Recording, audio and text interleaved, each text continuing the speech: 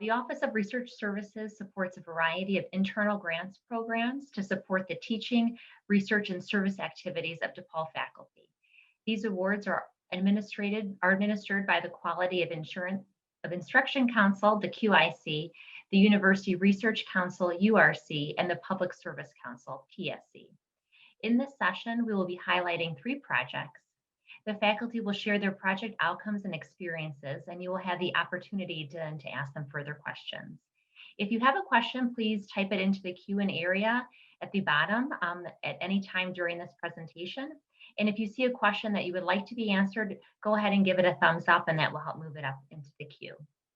So our first presenter is Zuru Godij from the College of Computing and Digital Media. The title of his project is Soft Robotic Snakes. Zuru, I'll hand it over to you. Thank you, Lauren. Let me share my screen here. Yes, I'm a faculty member at College of Computing and Digital Media. I joined DePaul in 2017. The primary area of research is robotics. So before talk about snake robots, let's just take a quick peek at robots. And this is not a very, let's say, a flattering introduction to robotics, but I just wanted to highlight these robots failing at a competition held in 2015.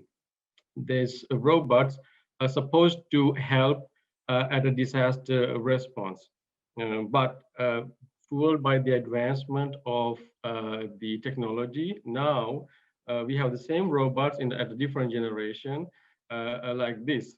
And as you can see, these robots are like dancing. They got really good moves, and I would be lying if I say that I can dance better than this. But the types of robot that you are looking at we classify, robotics classify these as rigid robots. The reason is that they are made of rigid parts joined together and driven by electrical motors. They are like suitable for different tasks. And now we, at a generation where we increasingly see robots in our daily lives. You have these Roomba types robots and these drones that kids play with. And behind the curtains, you have a lot of these robots in manufacturing processes, driving the efficiency and driving the costs down. It's notably in the auto industry and this packaging industry and warehouses, they are more common. In the ROM Lab at DePaul, we focuses on the type we call soft robots. And unlike the rigid robots, you can see, here you can see a few videos. These robots generate motion by deformation. They're like elephant trunks. And some of these robots look like fish or some jellyfish or octopuses. And on the top right, you can see some robot that we built to evacuate intracerebral hemorrhages. This is the medical aspect of this ROM Lab, which stands for Robotics and Medical Engineering Lab. The lab started in 2017 with some seed money from DePaul University, since we've been funded by NSF a couple of times and an NIH grant to work on this intracerebral hemorrhage robot.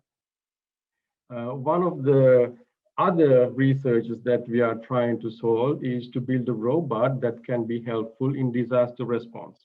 Now, here you can see a scenario from a building collapse situation. As you can see, the environment is pretty unstable. You have this building half collapsed. That means you don't want the first responders to risk their own lives by going inside. And the other thing that is, you need to find the survivors as fast as you can because the time is of essence. So we have this dilemma here that you need to go in there fast and you need to be safe as well. Robots are ideal in this type of situation, but the problem is you cannot use the type of robot that I've shown before, the rigid robots, because now you have a space where you don't have doors. Instead, you have some narrow openings, maybe some air ducts or some sewage line. So the robot has to be of different profile, and this is a difficult problem to solve. Like the other roboticists, when we face with the problem, we look for inspiration, and usually we turn to the environment or the nature. Here, you have a evolution success story in the snakes. I have included some videos of them doing snaky things. On the top left-hand video, you can see a snake seemingly defying gravity and climb a wall, a vertical wall. And on the bottom left, you can see a snake leisurely swimming. And on the middle video, you can see the snake just going through some small opening to the other. And on the right side, you can see a snake climbing a tree. They achieve all these despite not having any limbs. I mean, we have limbs and fingers. We can do a lot of complex tasks. They just have a mouth to feed and a body. And what they do is they use their body to their advantage, and they have successfully conquered all but one continent in the earth. So this is a classic example that we can try to replicate. And but they are doing this by generating these locomotion profiles that suit different environments. I included like 4 examples. The idea behind these different types of gaits is that they try to use their body and the way they cyclically deform their body to suit the terrain they are in. For example, if you don't have that much grip, you can use concertina gait. And if you want to swim or like navigate terrainable environment, you can use serpentine gait, which is like the most common one. And you have this side winding motion and this rectilinear type of motion. So what they do is combine these different types of gait to overcome some locomotion challenges. So the idea we pose it is that if we can have a robot look like a snake with the capabilities, we can effectively use these types of robot in disaster response situations, where we can go into these places pretty fast through narrow openings and locate survivors and help first responders to do their job effectively. And naturally, we are not the ones first thought about this. This has been, snake robots has been going on for some time. You can see some examples here. I'm not going to detail, but one thing I would like to mention is that a lot of these robots still use this rigid linked mechanism. It's not ideal, and that's why you can see a lot of these robots have wheels attached to them. State-of-the-art, these robots can be condensed to 2 schools of thought. One is the rigid type of robot, like I mentioned. Here you can see a robot made of a lot of these rigid links joined together. Because it has such high degree of freedom, it can generate this 3D bending and use it to navigate. But the problem is rigid robots cannot really achieve this smooth bending because they have only a finite number of joints. The other school of thought is this soft robotic snakes. The problem with these types is that they do not have the sufficient degree of freedom or the bendability to bend in 3D, and that takes out a lot of the gaits that the snakes can achieve. And the other thing is they cannot generate this friction to advance. That's why you can see these wheels on these. But what we did at ROM Lab is to build a soft robotic snake with a 3D bending capability. I'm briefly going to explain how this works. So you can see here, this snake is built with these muscles that you can see on the top right-hand corner. And we have 9 of these muscles inside. And then by pressurizing different muscles at different times, you can generate snake-like locomotion. And this DePaul funding that we got, we studied trajectory generation. Simply means how you can generate the commands to these 9 muscles so that the snake achieves locomotion. We consider 2 gates, the serpentine gate and the rolling gate. You'll see what it means in the video. I'm not going to go into detail the math, but the idea is to generate these curves and then try to fit in our snake robot to these shapes at different time intervals. And by aggregating them, you generate the trajectory. And this is what it looked like. For the serpentine gate, you have this flower-like mesh, and then the rolling motion, when you project it to the robot space, it looked like an umbrella. And then you fit in your robot profile to there, and then you'll generate these types of patterns, which shows us what type of pressure we need to provide to these robots to generate those trajectories. And when we do that, we get different these types of locomotion. This is the serpentine gate. And as you can see, it does not advance because it cannot do that, as these robots at this point do not have this differential friction so that it can go forward. That's why you can see this is just moving around, but it still achieves the serpentine-like locomotion, like the shape. This is the rolling locomotion, and this one does advance. We control different parameters, and as you can see, it results in different locomotion with the different speeds.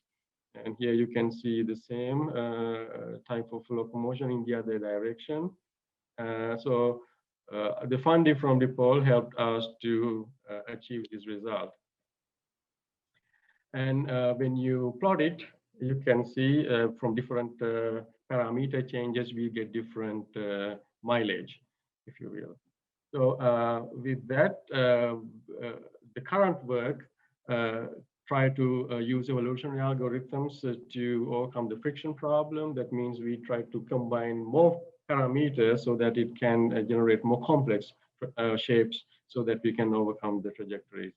And then we try to explore the other types of gate using the same prototype.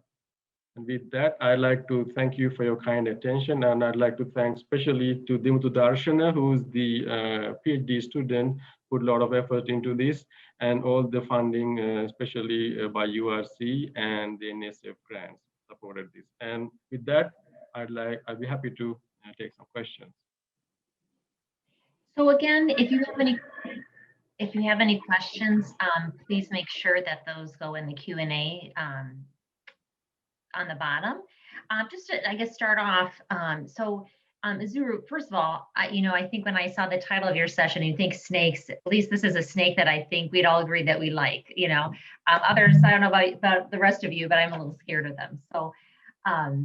But yours was definitely not scary, but I'm curious. So it sounds like these would be beneficial in more disaster response.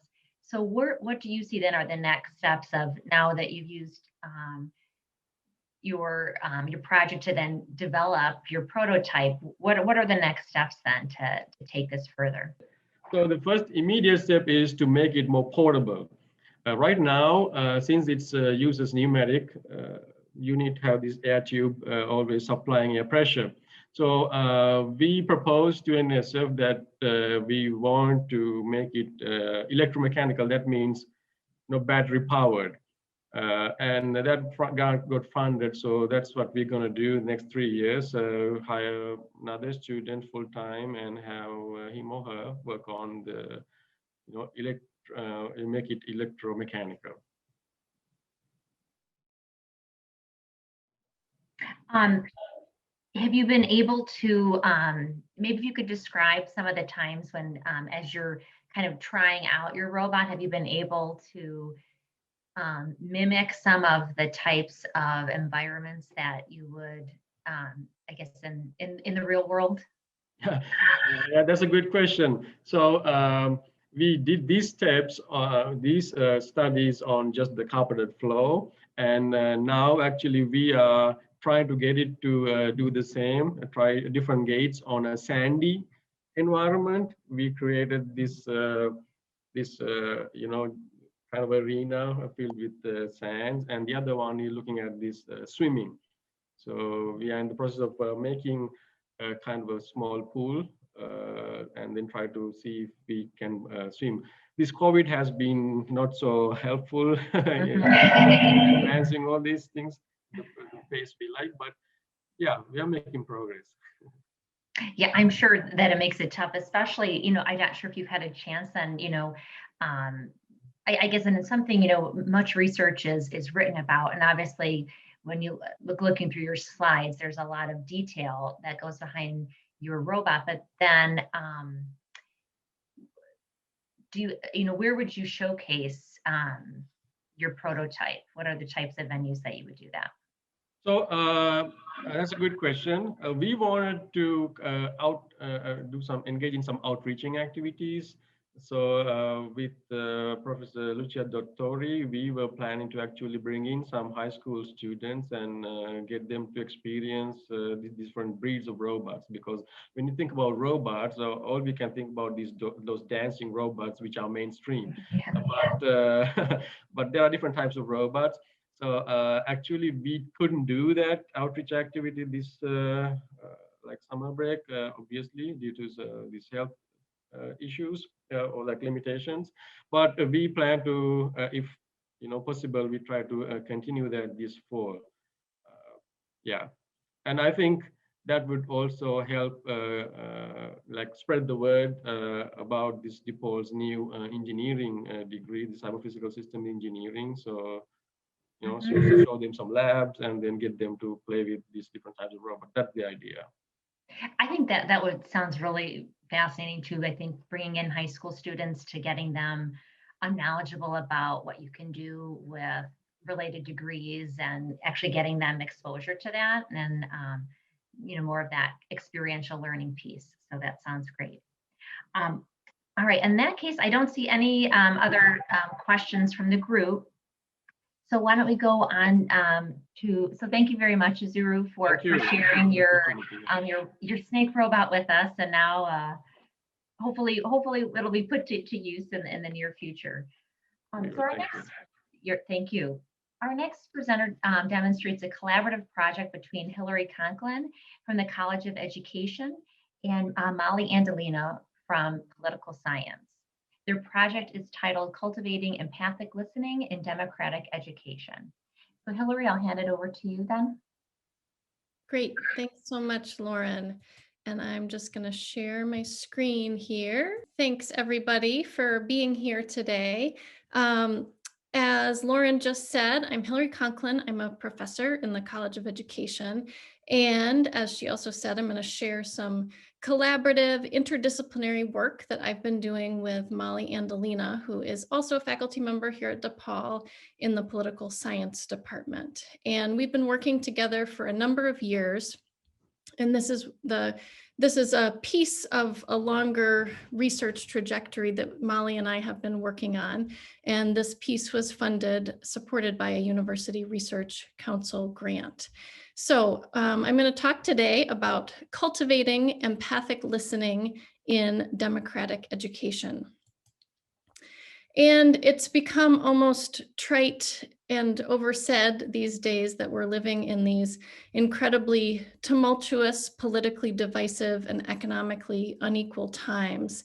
And as with many things, we often turn to education to try to solve our larger societal challenges. And in civic education, there has been a certain set of skills for the past few decades that have typically been prioritized, studied, and also taught in classrooms. And those tend to focus on organizational and presentation skills. And that includes things like teaching students to write letters and give speeches. But increasingly, there have been more and more calls for putting greater emphasis on relational skills and developing competencies that we increasingly see are key to democracy, such as empathy, compassion, reciprocity, and listening. But so far, most of the work in this area has been largely theoretical. And in fact, the work that Molly and I have done has followed kind of a parallel trajectory to what's happened in the broader literature. So we started a number of years ago in 2014 with a study of traditional skills, which was focusing on student voice because of the evidence in the literature of its importance. So a few years back, we examined a curriculum called Project Soapbox, which is a brief 1 to 2 week public speaking curriculum that was developed by the nonprofit, nonpartisan organization MICVA Challenge, which is based here in Chicago. And in the curriculum, students, and these are mostly high school students, although it's actually been implemented K-12, but students choose an important community issue and deliver a speech to a classroom of their peers about that community issue. And in our prior study, we were looking at students learning from this curriculum in 9 high schools in Chicago Public Schools. And these were schools that had student populations that were either predominantly all African American or all Latinx student populations. And so in that previous study, we focused on the political and rhetorical skills that students gained from their participation in the curriculum. And we did find that there were important gains in these areas. But our study also surfaced what was an unexpected finding for us, which was that the curriculum also fostered empathy by virtue of students listening to one another's speeches. And it's important to say that a lot of the speeches, the community issues that students chose were issues like racism and immigration and the controversies related to immigration, and often other topics that many students had a very personal relationship to and there was personal impact on the students who were giving these speeches. So the students in this prior study told us about the powerful impact of listening to their peers. So given that there has also been this growing emphasis on relational skills in schools and in democratic theory, we decided to explore this more. So in the current study, we decided to hone in empirically on empathic listening in democratic education or civic education. So the study that I'm talking about today takes up 2 research questions. First, we were just trying to figure out what are the outcomes of empathic listening in democratic education, and then what are the processes and practices? So what allows for empathic listening in democratic education? And I should be clear that when I'm saying empathic listening, I'm thinking of a humanizing form of empathy that builds a sense of emotional connection among people and a sense of empathic concern for others. So this was just last spring, last February and March, we did a small exploratory case study of Project Soapbox, but this time with a different population and a different community. So we were in an ex-urban school district 50 miles outside a major metropolitan area. And we're looking at high school students and classrooms with this explicit focus on empathic listening. So we pulled together a number of existing measures and adapted some and developed some of our own. And you can see here on the slide, we had a combination of qualitative and quantitative data. Molly's more the quantitative person, I'm more of the qualitative person. And so you can see we had an array of data. And we were not quite finished with our data collection when the pandemic hit. We were doing a focus group interview on March 12th of last year, and the schools shut down that afternoon. So we were not able to complete our data collection, but we got enough to be able to draw what we think are some useful conclusions. So if I shift to the findings of our study, of this round of our study, I'm actually going to begin with the end. So a key contribution we think of our work is that by looking carefully at empathic listening, it gave us the chance to propose this framework of empathic listening in democratic education.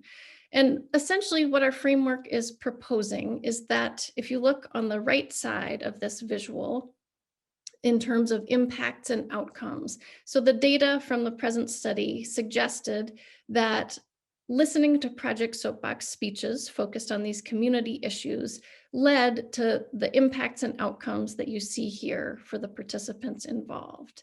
And then if you look at the left-hand side of the visual there, our study pointed to these key processes and practices that allowed for those outcomes. And I should say that we're drawing a lot of artificial boundaries between concepts that are necessarily overlapping and interdependent. But with that said, I'm going to turn now to show you just a little bit of specific evidence from our study to help you see how we got to this diagram. And so I'm going to start by looking at that right-hand side to highlight some key evidence there. So we measured the impacts and outcomes qualitatively and quantitatively, and we looked at student reports and measures of change on some key indicators in both pre and post surveys. So here's one example where we asked students about how they were assessing the impact of listening to classmates give speeches. And what you see here, we're showing the percent who agreed and strongly agreed. And so overwhelming numbers of students reported that listening to classmates' speeches made them better understand people's experiences and the issues that others face. And they also said it changed the way that they understood an issue or a concept. And then our qualitative data shed some additional light on those quantitative findings. And I've pulled a few sample quotes here that illustrate some broader themes. And I'm going to focus on a thread that runs throughout these themes, which is the role of students' personal stories. So if you look at the top of the diagram, in the focus group interviews, students described how their participation in Project Soapbox helped them learn and value new perspectives that they hadn't known or really considered previously. And then student responses also illuminated how, for students, hearing peer speeches personalized topics for them and fostered empathy. And if you look at that top quote, that's one student who succinctly summarized a view that many expressed. And then students also talked about a variety of ways how hearing new perspectives allowed them to see why someone might hold a view different than their own. And that's what that second quote there speaks to. Students thinking about others' perspectives. And then students in the focus groups also suggested that their participation in Project Soapbox deepened an existing sense of connection and community among classmates. And they attributed some of this to having insight into what others think. And so that's what you see in that bottom quote, that the being able to have insight into what they think helps them feel closer to one another.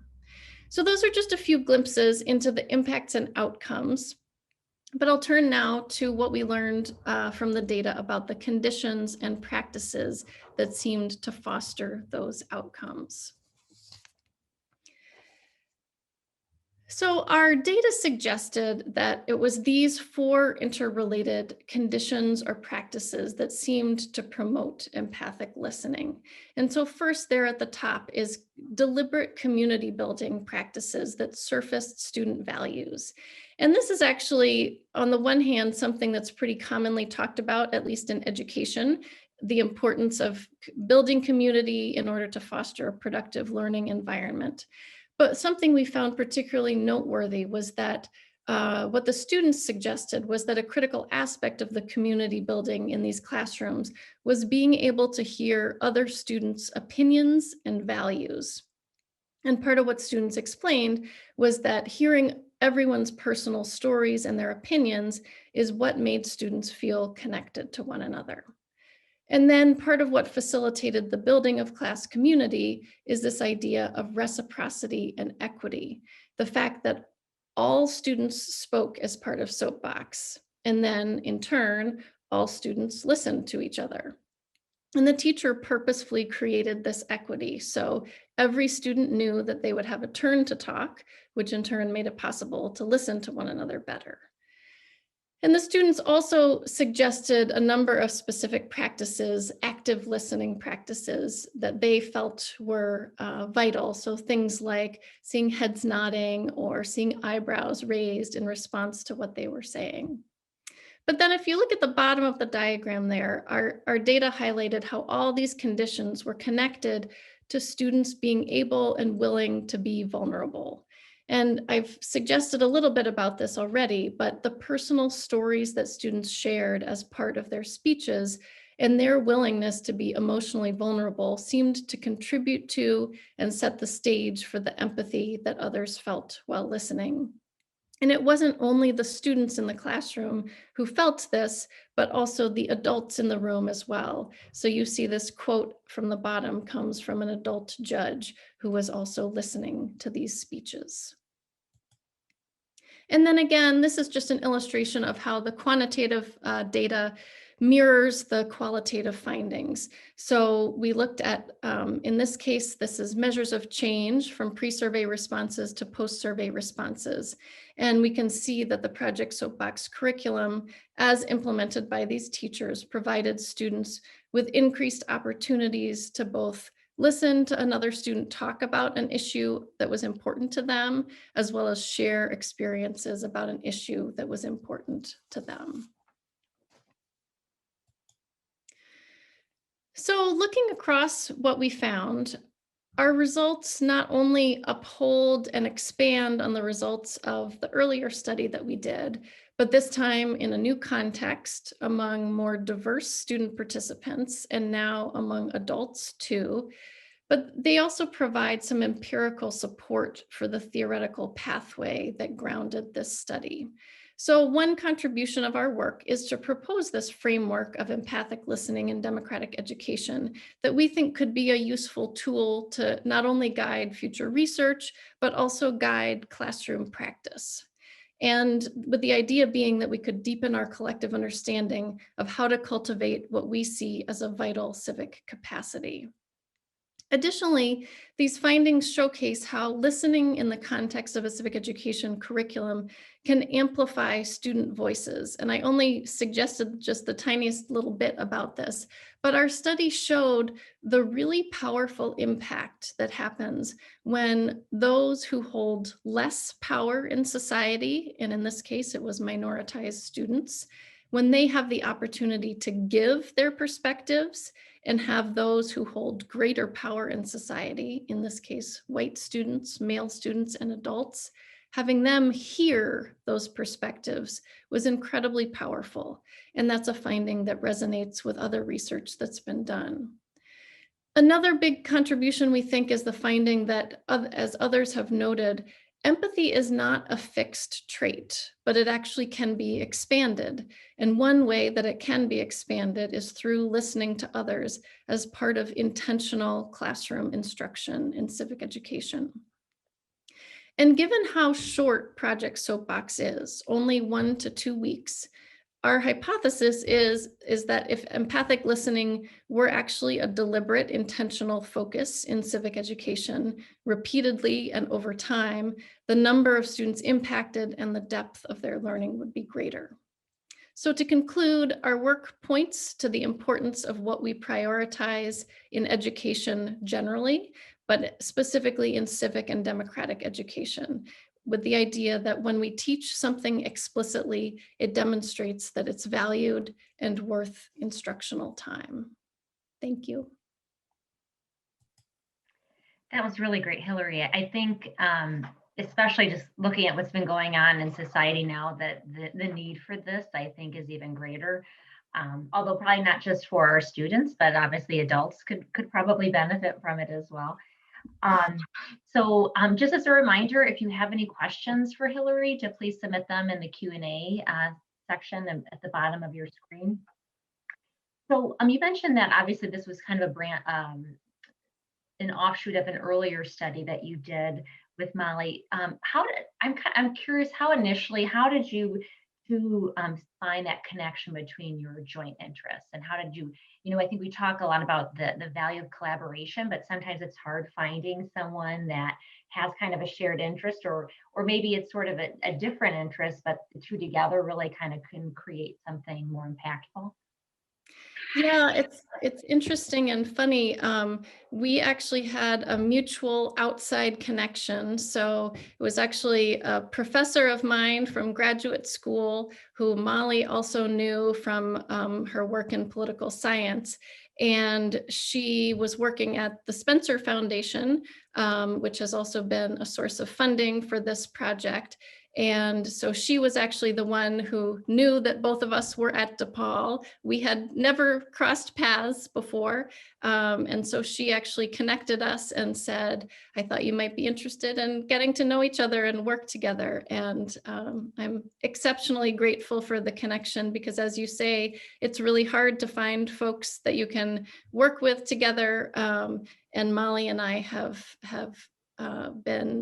become not only fabulous collaborators, but really wonderful friends. So it's been a wonderful partnership. That's great.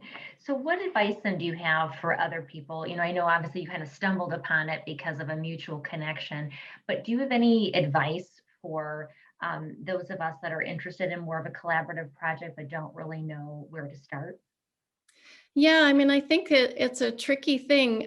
Probably coming to events like this would be a good idea because, just hearing Isuru's presentation before mine, I think how we often have just no idea what other people are doing in the university, and it's fascinating to hear what other people are thinking about.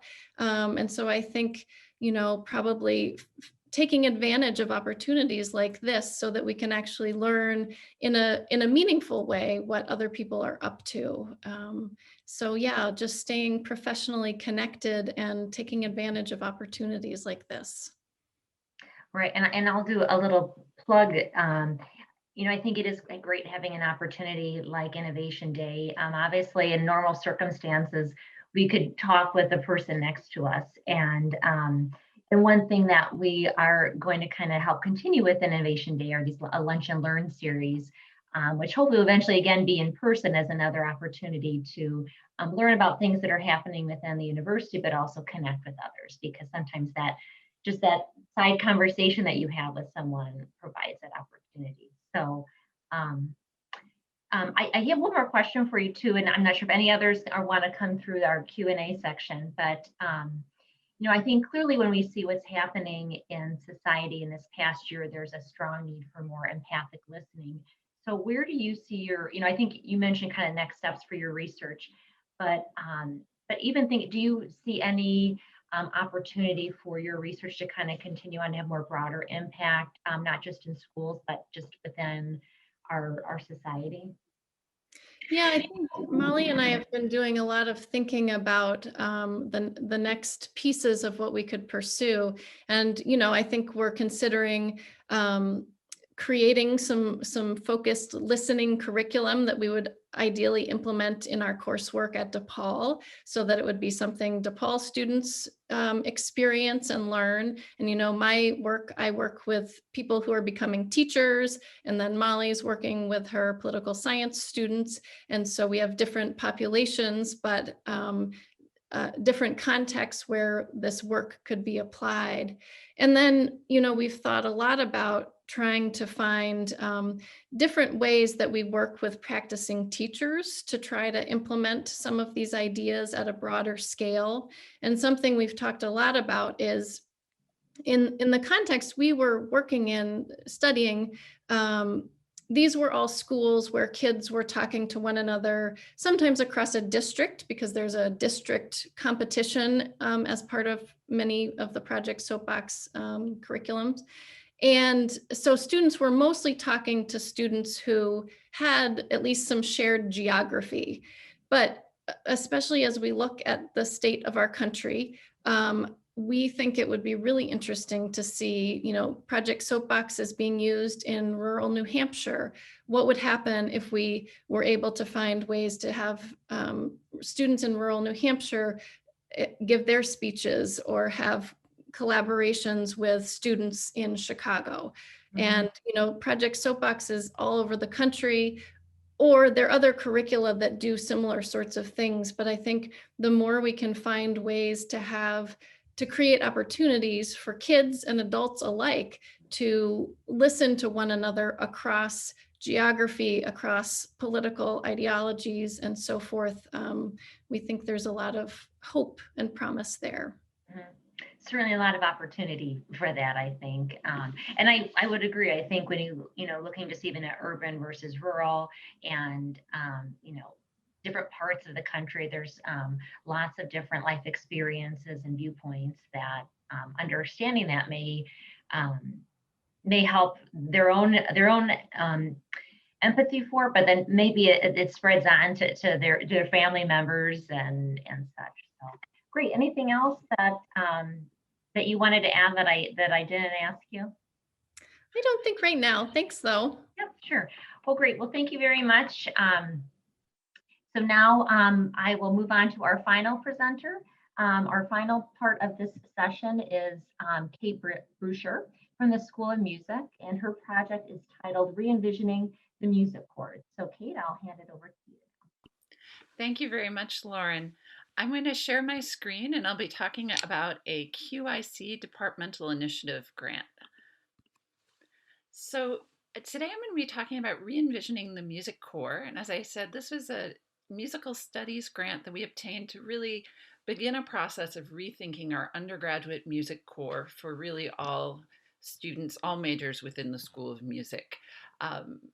This is part of a team. It consists of full-time musicianship faculty. This is a sub-area of musical studies. Myself, our department chair, Jackie Kelly McHale, Chris Jones, and Oznat Netzer, as well as 2 staff members in the School of Music, Amy Weatherford, who is our staff advisor and therefore really familiar with all of our degree programs and plans, as well as Sarah Kaufman, who is our academic services point person, and she also has a doctorate from the Education School that she recently completed on the area of pedagogy with a focus on music history. So she's a really great resource to have in this project. Sorry, I'm trying to get my slides to move forward. Here we go. So the goal of our project is to implement a revised curriculum of music theory, music history, group piano, and ear training courses that would better serve the needs of 21st century musicians and also really raise the academic standards of our unit. And the reason for this is that at present our music core is not well, we've discovered as part of this process, really not well integrated within itself and could be much better integrated with other parts of our curriculum, particularly specialization courses that our majors take in their junior and senior years. And the core itself was implemented in 1978, so we're dealing with a 40-year-old curriculum. And then in that time, what the School of Music is, who it serves, the industry that our graduates go into, all of this has changed dramatically. And I should say, along the years over the 40 years, there have been various adjustments to the core. But over time, I think there's been both drift and then issues creep up. For example, misalignment within the curriculum, or in our case, we have an issue with credit to clock hour ratios being off in various parts of the core. So there's quite a lot we found that needs fixing. And we undertook this project at this moment in part because it's been a long time since it's been addressed, and we've also had quite a lot of faculty turnover in this particular area of the School of Music, and we found ourselves asking each other, well, why is this like this, and what can we do about it, and realizing that we really had to have a really comprehensive look at what it is that we're teaching and who we think we're reaching. So for those of you who are not kind of well versed in the language of music schools, when we talk about the music core, we're really talking about a set of common knowledge and benchmarks for musicians with university degrees. And these, whether or not you're at DePaul or Eastman, or even in a department of music at a liberal arts college, these are typically courses that all majors must pass, often in a sequence as part of their degree program. And it encompasses both what you may think of kind of academic coursework, approaches to music history, music theory, as well as skills that are often, you might think of as being more craft-based, basic knowledge of piano keyboard skills, harmonization, ear training that includes skills like dictation. And the core can include more than just this. It often includes basic conducting, ethnomusicology or world music, jazz history, history of American music, and increasingly skills like improvisation or knowledge of music technology. And I will add one consideration that we have had to have as we address the core and where it fits in our curriculum is the School of Music is accredited um, by the North American Association of Schools of Music, which doesn't dictate what the core needs to be, but there are kind of a set of benchmarks and certainly a configuration of percentage of credit hours that we need to attend to. So the core is kind of a common term. What we've found in undertaking this project, and I will say this project really started last year. We initially applied for QIC funding in the fall, so October 2019, and we were not successful. But I think that was actually very good for our project because it forced us to really come back together and rethink what it was we were trying to do and create a better plan. And then we reapplied after having a series of meetings last academic year and submitted our grant proposal just about the time we shut down for COVID. So this has created its own unique set of challenges. Some of the challenges we anticipated, and one that is overarching not just at DePaul, but across every school of music that I've been involved with, either as a student or a faculty member, is what I call the conservatory. Music schools tend to be fairly conservative. As I said, they tend to be craft oriented. If you think about what a symphony orchestra is, that's kind of what it is, what instrumentation is, what kinds of performances it gives. Just to give an example of a common ensemble and also a career path for some of our graduates hasn't changed that much since the 19th century. So there's a tend towards conservatism on the one hand. On the other, we live in a world where aesthetics have changed greatly in the 21st century. We have changing demographics of who our students are across the board. High school graduates are increasingly more diverse. Students come to music schools with much different academic and musical backgrounds than maybe they did even 20 years ago. The economy around music making has changed, and even the ways people make music, and I'm thinking specifically about music production, electronic music has really shifted. And the photograph on the bottom here, the slides throughout are images from the School of Music, but this would be an example of how curricula have changed. This is a photo of our African ensemble giving a concert in our old concert hall, and this is part of a workshop following the concert for audience members as well to join in with the group. So a very different model from that of a symphony orchestra. Some of the unanticipated challenges have been certainly the pandemic. I will be honest, it has slowed down our project of curricular change. We're probably 3 to 6 months behind where we thought we would be in January of 2021 because many of our team members were really involved in adapting the School of Music schedule and our curriculum in light of the pandemic and going remote. But that has also made, the pandemic has forced us to realize the importance of incorporating digital technology into teaching, and certainly even the basic expectations of what any musician needs to know regarding music technology.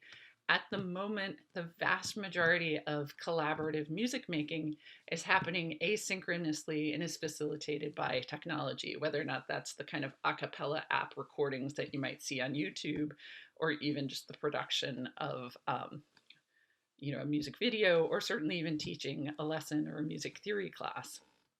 And the fourth element that's really presented kind of an interesting shift for the task force has been the protests for racial justice, which started in May surrounding the murder of George Floyd and Breonna Taylor, as well as the Black Lives Matter movement, that these have really, this really awakened our School of Music community to these issues, both within the School of Music locally, but also across the music industry. When we started this project of reform, we very much were thinking about how to create a more inclusive music core. That was already an issue we were thinking about. However, this suddenly became a concern of a much broader constituency And students, I want to give our students a great deal of credit because they, really have stood up as a student body and said, just saying this is the way it's been done is not an acceptable answer.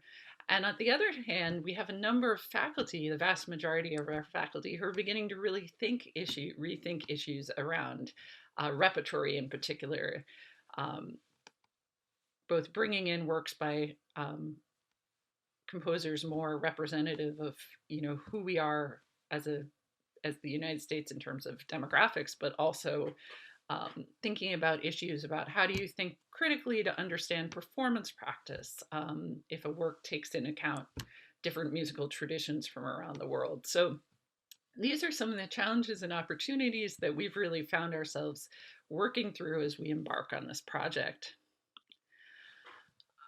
When I speak about methodology here, I'm really talking about, well, how are we in the process of getting this done? What we've undertaken so far, we've done kind of a comprehensive lit review around literature on pedagogical techniques, rethinking the curriculum. We've done research on our peer institutions, who has undertaken major curricular reform. What does that look like? What does and doesn't resonate for who we are as an institution? We've done a really extensive curriculum map of our core, and this was really completed by my colleague, Jackie Kelly McHale, and this is what you could see a little snapshot of it. But this is really to see the curriculum mapping has allowed us to kind of line up the different courses in our sequence and see pretty readily, what works, where we have holes, things that we maybe thought were being covered but aren't being covered, where there's redundancy. So I feel like if nothing else comes from the project, we will have a much stronger curriculum in the core simply by kind of being more efficient. The next two steps we're undertaking, or really the next three steps, are happening simultaneously. We're starting to survey students and faculty around their expectations, particularly of what they would learn in the core or what they need to be prepared. When I'm speaking of surveying our faculty, the School of Music has about 100 adjunct faculty, the vast majority of whom are practitioners, in the sense they're freelance musicians here in the Chicago area, or they're composers who, work for television or and so we're very interested about their impressions of what they believe students need to know in the workplace, and also maybe how their own perceptions of what folks need to know have been impacted by things like COVID. We have many faculty who are not actively using music technology, who now are becoming, who have trained themselves to use it for their own professional ends. And so we're really interested in how that has altered the way students and faculty think about these issues. A series of colloquia and conversations, especially with faculty whose either research has been focused on expanding pedagogical or curricular content, and also inviting, or they're from some of these benchmark institutions who have really innovated within their own curricula. And so we'll have these folks are coming in to give both a public talk and then to meet with the task force. So we have two kind of separate sessions with them. And that's something that the QIC funding has really made possible for us. We're, of course, rethinking our own learning outcomes, content sequencing, and possibly this credit to seat hour ratio issue. And then from there, we move into the process of making proposals where necessary, curricular review, our own kind of internal process at the School of Music. And then beyond that, looking at implementation. We do have some remaining questions. First of all, as we find ourselves constantly asking, what is the best path forward? What's going to be kind of the next best step? We also find ourselves asking, do we need to change the structure, so like the number of credit hours in each course or where they're taken, or do we need to be focusing primarily on content and pedagogy within the existing courses? How do we best educate and set expectations? And when I say educate, I mean not just educating the students, but also making sure that faculty who are teaching these courses have access to the resources they need. How do we set expectations about what the core does for students, and the role of the core within our programs, and a kind of constant conversation. And these are quotes from actually our curriculum task force meeting just a week ago. How much is enough? On the one hand, we have some task force members who say, literally, quote, you can never discuss the philosophy of the curriculum enough, versus other folks who are saying, I feel like we keep having the same conversation over and over. How do we move forward? And just my reflection on the process so far, innovation is relative depending on what field you're in. Kind of what we've proposed may sound very modest, but I think within the context of the School of Music, rethinking our core is a fairly big deal, going back to the kind of the built-in conservatism of music conservatories. That building constituencies is key, and this is something that we're trying to be very mindful to make sure that this is not happening within solely the box of the musicianship faculty, but also looking to our colleagues in applied music or music education, sound recording technology, to make sure that we are designing a core that will articulate well with the rest of our curriculum. As COVID has taught us, being prepared and flexible in the face of unexpected circumstances. I hope to never face a global pandemic again, but it has introduced a level of unknown into this process of change. And lastly, that change takes time. I'm often an impatient person who wants to move forward, but really having the conversations, making sure that we're kind of broadly incorporating people into this process has been very worthwhile. So thank you for this opportunity to talk, and I look forward to at some point sharing where we end up. Well, great, Kate. That was really very interesting, and just some kind of things that, I guess, first of all, again, if you have any questions, please put them in the Q&A. So we have an opportunity to ask Kate. And same thing, if you've come up with, a question occurred to you based on something that Azuru or Hillary said, feel free to put that in there as well, since we'll be bringing them back on in just a couple minutes here. Just a couple thoughts before I also have some other questions for you. First, you brought up the point that at first, you submitted a QIC grant and you weren't successful, and that in the end was a good thing because it helped you put together a better plan. So I think that's always something to remember too, that obviously there's only so many grants, but sometimes that kind of rethinking it in the end makes for a better plan.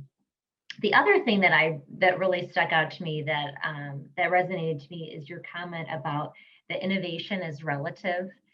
I think sometimes when you hear the word innovation and we're trying to be innovative, it can just feel like it's a heavy word, and you feel like it needs to be really something huge and impactful, and something it doesn't always have to be this major thing. That doing something that you've done with the music curriculum and making it more relevant to things that have changed is just as impactful. So that really stuck out to me too.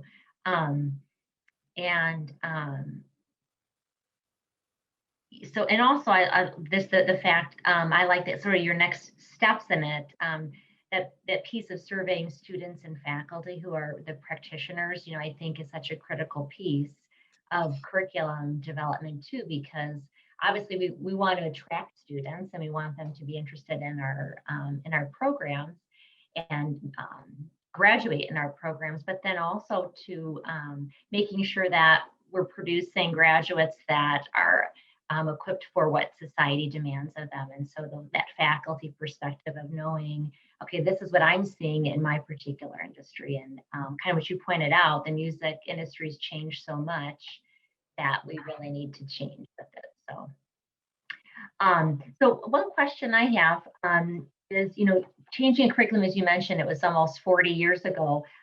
That's quite an undertaking. So were there any particular obstacles that you ran into, that you changing something that literally is the core of your program?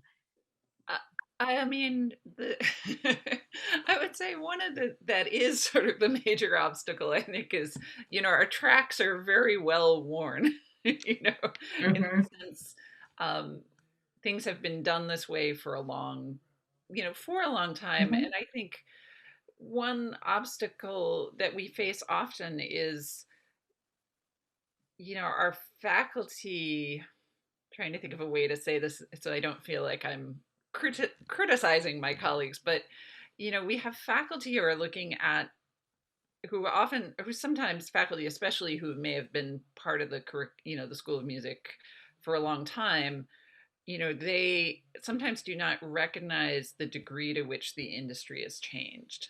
So they may be looking at this and saying, well, the core needs to prepare a student who is going to graduate, take auditions, and win an orchestral seat in a major symphony orchestra. And some of our graduates will do that.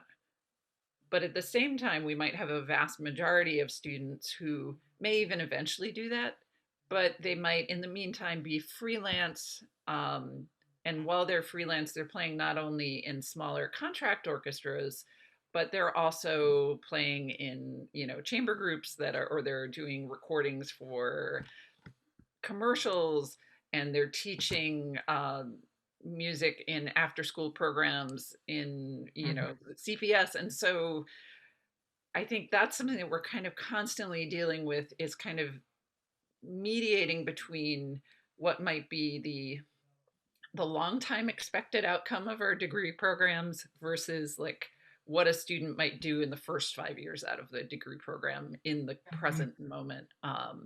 And that's often, and I would say the other challenge, and this is, I think, is a really tricky issue with curricular reform, which is, faculty have academic freedom to cover the topics they see as most important to teach in the manner they see fit within like the having learning outcomes. So really what we find ourselves doing is trying to agree on mutual learning outcomes for what we think, and this goes back to what I just said about sort of student outcomes and expectations about what they're doing after graduation, but coming up with learning outcomes that are going to serve faculty who may have different approaches to the same material, and kind of both respecting um, faculty academic freedom and their freedom within the classrooms, with creating a cohesive core. I mean, it's a really even when we're all on the same page in our meetings, it can still really be a challenge because we all have our own kind of diverse experiences, even within the group. And then thinking ahead to, okay, we need this to be flexible enough that a different faculty can step in and teach, but also, maybe we don't want to wait 40 years to change For the next time. Right. Well, as you said, change is hard.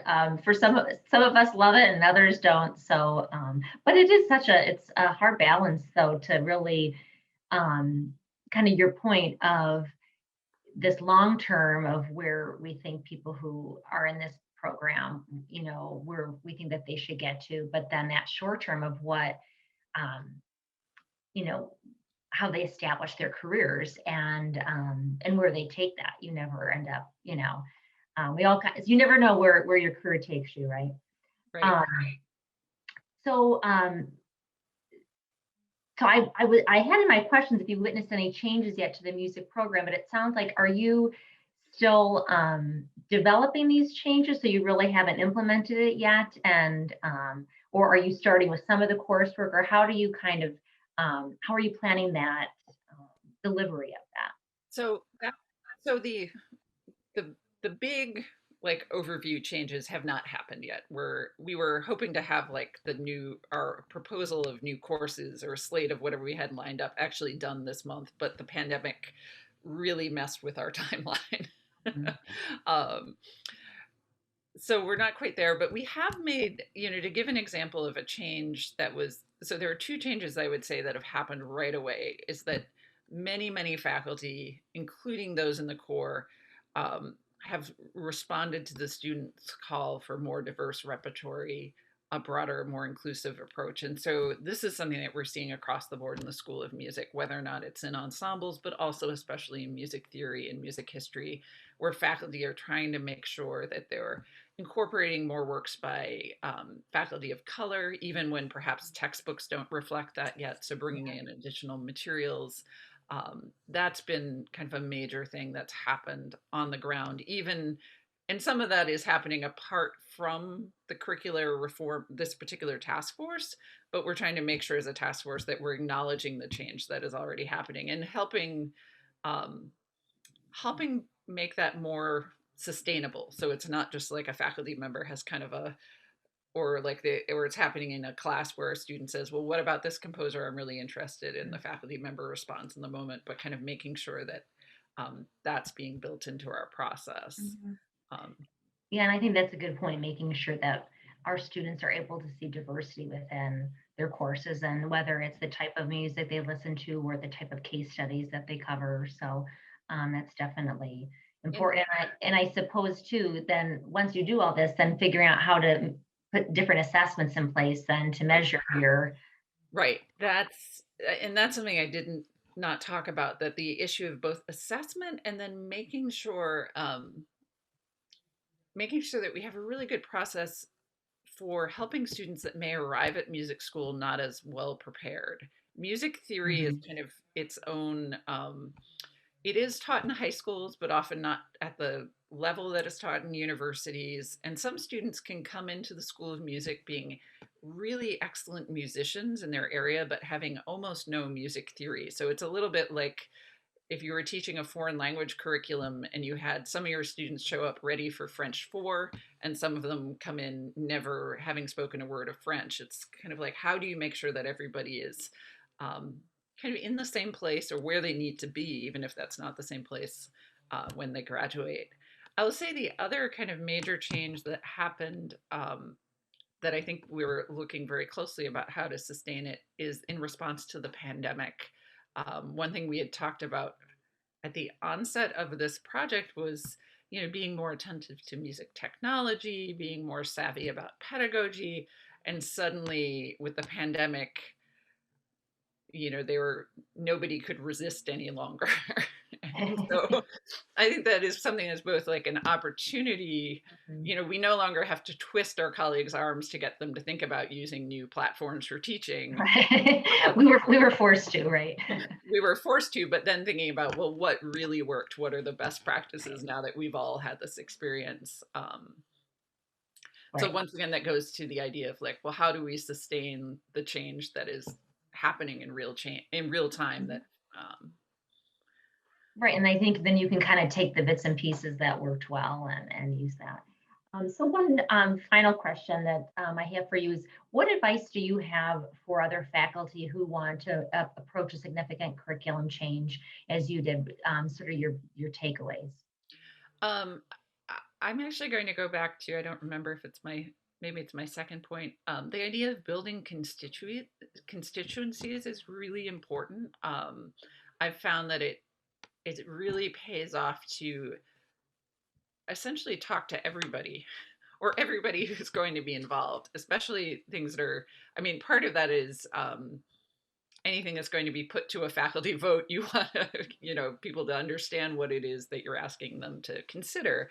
But I think the kind of talking to people, even folks who might be the skeptics in your department for whatever change you're thinking of, it's really important both to get their feedback, but also it gives them an opportunity to feel like they're not being shut out of the change or that their viewpoint is not being excluded. And so this is something we've talked about kind of within the task force is, we've strategically had meetings, say, with directors in the performance studies side of the School of Music. So to make sure that they understand kind of where we are in our process, so they have an opportunity to bring questions to us. And I think that kind of building constituencies is just really important for any kind of change, particularly if it's change that people, I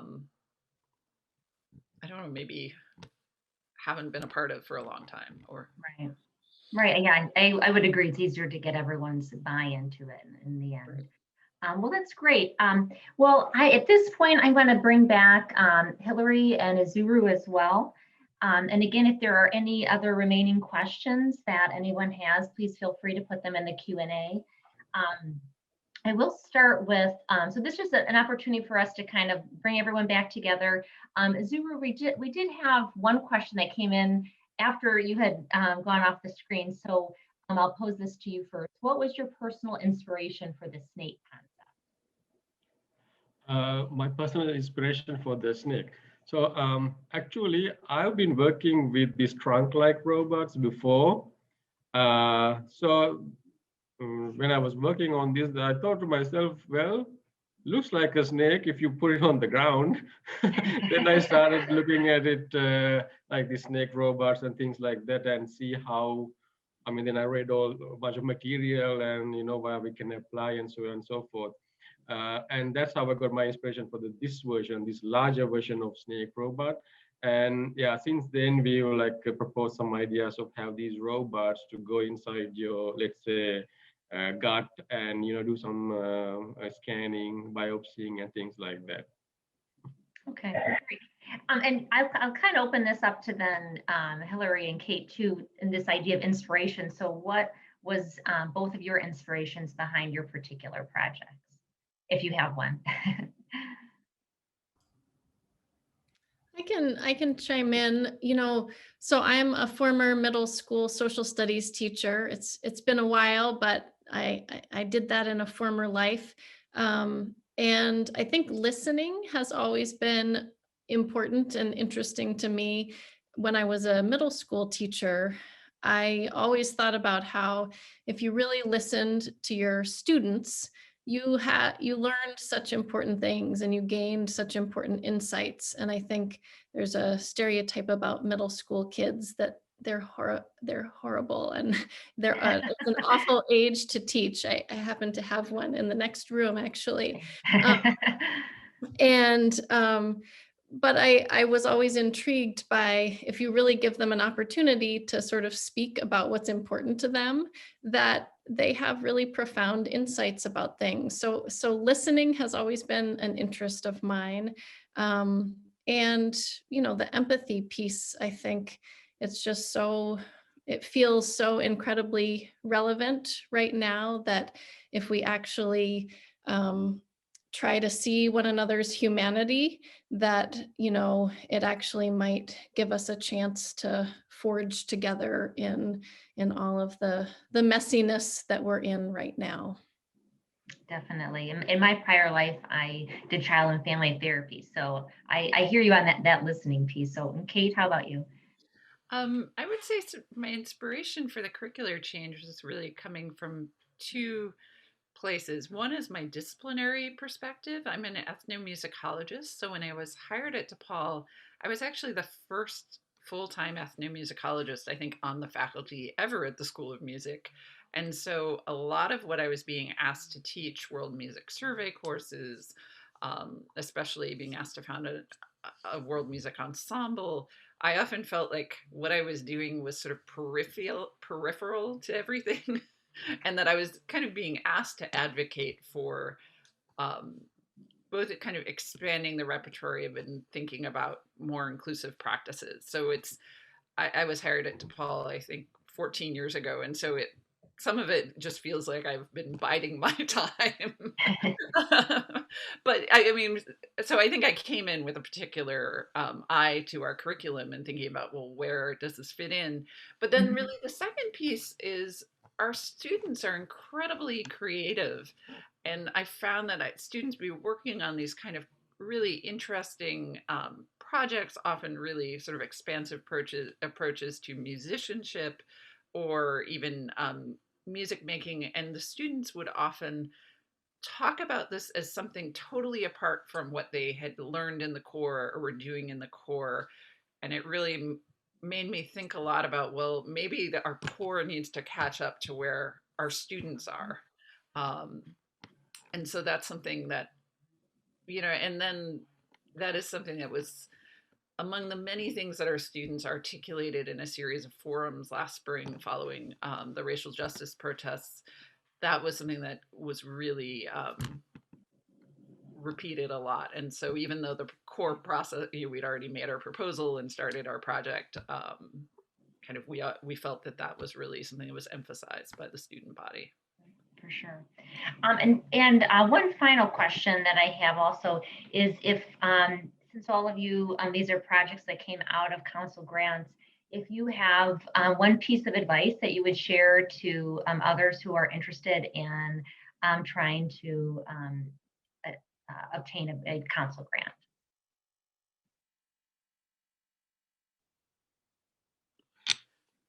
I would advise, this is going to sound really funny, my simple advice is apply.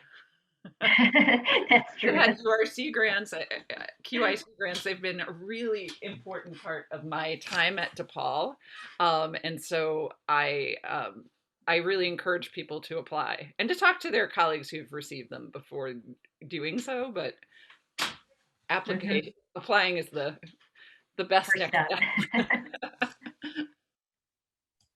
Yeah, I think that's sage advice. I guess I would just add to that, you know, having a clear project in mind. And so really having some developed ideas about what it is that you're aiming to do, whether it's instructional, whether it's research, and being able to articulate that clearly to, I mean, I think it says this in all of the council grant application guidelines, but being able to communicate your ideas to audiences beyond your own sphere, which is often hard for us to do as academics. But if we just look at the diversity of the projects that the three of us talked about, you can see how you need to be able to talk about robotic snakes to somebody who studies civic education. And so just having some clarity about what it is that you're up to and why it's important. My understanding is that when I joined in, so I was the first faculty in the cyber-physical systems engineering program. So I was kind of like a oddball in the department. So, but of course, the faculty was very welcoming. But these grants opportunities, I think, was a good vehicle to explore some of the research ideas in the intersection of, let's say, computer science. For example, I've been applying these grants with one of my colleagues, Iyad Khan. Who's a computational, like hardcore computer science person who's very strong in math. So I'm in robotics. So I mean, we didn't have anything in common, but when we, you know, bounced some ideas off, and then we found actually there are a lot of things that we could do. And what we did is did some initial work, like use some students as master students, some undergraduate students who would like to, you know, work on these, get some initial results, and then apply for these internal grants. And I think we've been, I think, very successful. I think we've got these grants like every year. And we generated results, published work, and these results been used to apply for external like grants, and we were successful in that. So we are very grateful for that opportunity. Right. It is truly a great resource that DePaul provides to its faculty. So this concludes our session. So thank you for all our presenters for sharing your terrific projects with us. And as a reminder, if you're interested in applying for a council grant, please visit the Office of Research Services internal grants website for more information. Our spring grant cycle application deadline is March 15th. And we will be offering a faculty workshop on February 19th for all faculty on how to submit applications through our new platform, Blackbaud, which I'm sure that you will all appreciate. So stay tuned for more details on Newsline for about that. Thank you very much. Thank you.